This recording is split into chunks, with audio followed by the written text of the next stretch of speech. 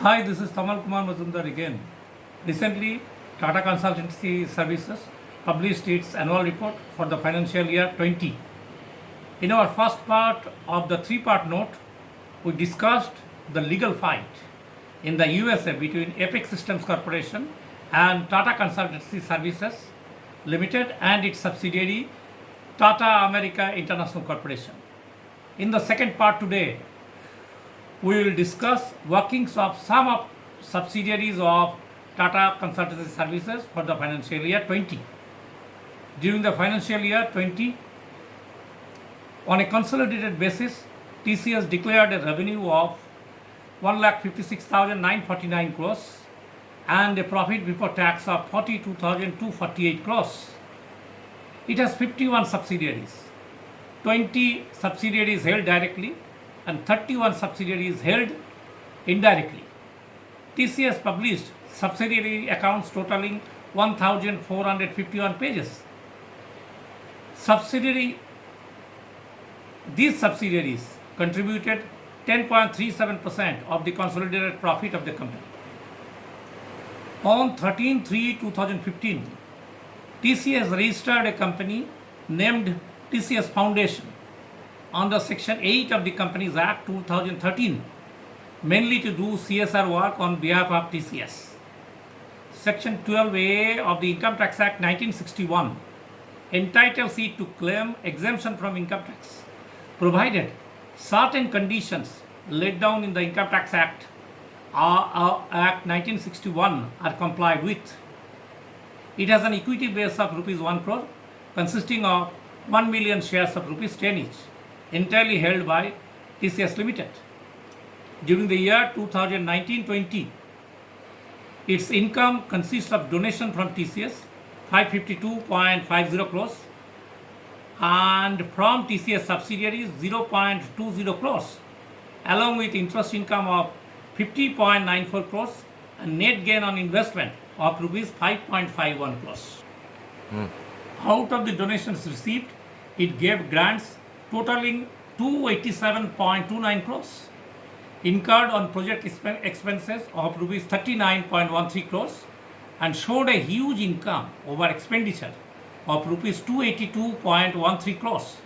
Previous year it was 75.93 crores. The company invested huge sums of money of rupees 894.89 crores in intercorporate deposits as on 31st March 2020. What is important is that the company for the last couple of years failed to use substantial part of its income in CSR activities. Take for example, during financial year 19, against an income of 144.35 crores, its expenditure was only 68.42 crores. During financial year 20, the gap widened. Against an income of 609.15 crores, its total expenditure was only 327.42 crores. As a result, less expenditure, its retained earning balance increased to 993.93 crores as on 31st March 2020. I honestly hope that the board will give a serious thought on it. Next in line is Tata Consultancy Services Netherlands BV. Against a revenue of euro 643.13 million, previous year its revenue was 563.17 million euros. It booked a loss after tax of 54.44 million euro against previous year's profit of 101.07 million euro. Its loss would have been much higher if it impaired investment in a loss-making subsidiary totaling 102.27 million euros, and we will discuss in details in this regard later on. It has 9 subsidiaries in which it invested 191.81 million euros. It earned a dividend of 11.05 million euros during financial year 20 against previous year's figure of 20.02 million. Out of total revenue income, 97.5% earned from Europe and 2% from America. On vertical wise, out of total revenue of euro 643.1 million, 71% or 456 million euro contributed by three verticals, namely high tech, energy and utilities, and banking, financial and insurance. Under other expenses, fees to external consultants increased by a whopping 10 times, that is from euro 31.5 million during financial year 19 to 310.87 million during the current year. Despite loss incurred by the subsidiary, it paid a dividend of 30 million euros to its parent TCS from its retained earnings balance, keeping the closing balance of 265.23 million against equity of 66 million euro as on 31st March 2020. Tata Consultancy Services France SA, a subsidiary of Tata Consultancy Services Netherlands BV and an indirect subsidiary of TCS, is really in bad shape. During the year, it booked a small profit of 0.6 million euro, and it is unaudited figure against a revenue of 233.30 million during the year. Out of its dues payable to group companies or group vendors of euro 115.50 million, overdue balance as on 31st March 2020 is 104.50 million.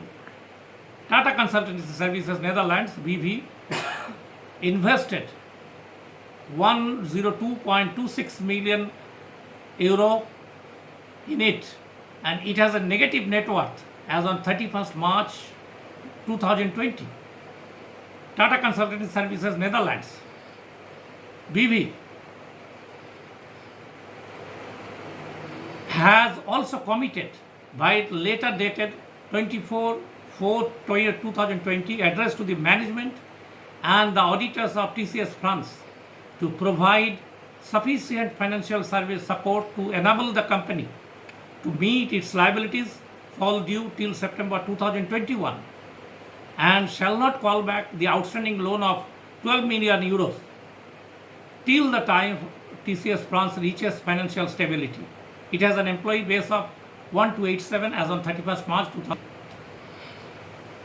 Tata America International Corporation, another subsidiary of TCS, mainly used to give agency services to its parent and gets commission on it.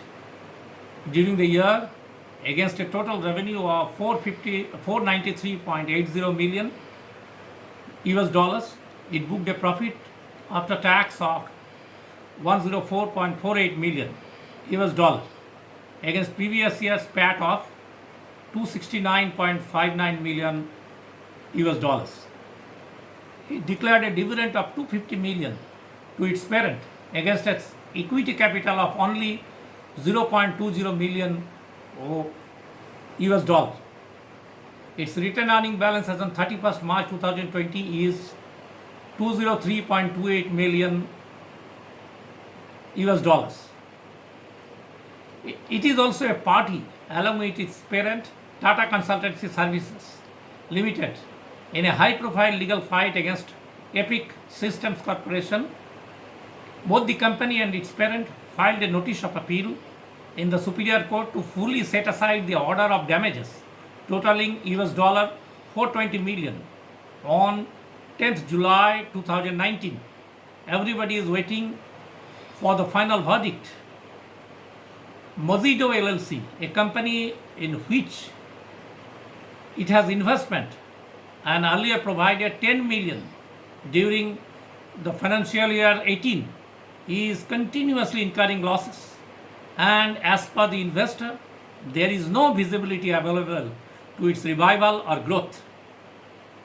The company also impaired 2.92 million US dollar during the current year against its investment of 7.5 million in FCM LLC based on losses incurred and visibility of its earning capability in future years.